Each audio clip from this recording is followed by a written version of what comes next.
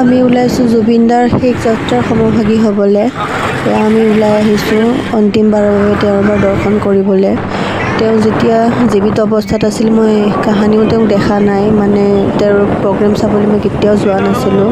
মই কেতিয়াও ভবা নাছিলোঁ যে এনেকুৱা এটা অৱস্থাত তেওঁক আজি মই চাবলৈ যাম বুলি। তো অন্তিম যাত্ৰা, অন্তিম দৰ্শন কৰোঁ বুলি ওলাই আহিছোঁ। জাগাই জাগাৰ তেওঁৰ পোষ্টাৰবোৰ লগাই থোৱা আছিলে, তো এইটো কাৰণে ভিডিঅ'খিনি কৰিলোঁ এই জেগাখিনিত, কিন্তু স্পষ্টভাৱে তেওঁৰ ফটোবোৰ অহা নাই। আহি ৰাস্তাটো যে এনেকুৱা দীঘল যেন লাগিছে ন, এনেকুৱা লাগিছে না আহিয়ে নাপাইছোঁ। ৰাতি বহুতখিনি হৈছে, কিন্তু এনেকুৱা লগাই নাই যে বহুত ৰাতি হৈছে মানুহবোৰ দেখি।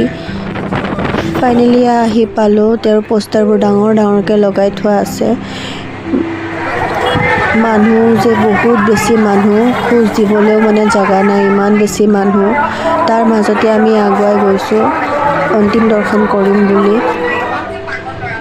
কমেও 5 ঘণ্টামান আমি ৰখিলোঁ, মানে অলপকৈ আগুৱাই গৈ দৰ্শন কৰিলোঁ। বেয়া এইটোৱেই লাগিলে ভিতৰত এখন ফটো তুলিব নাপালোঁ।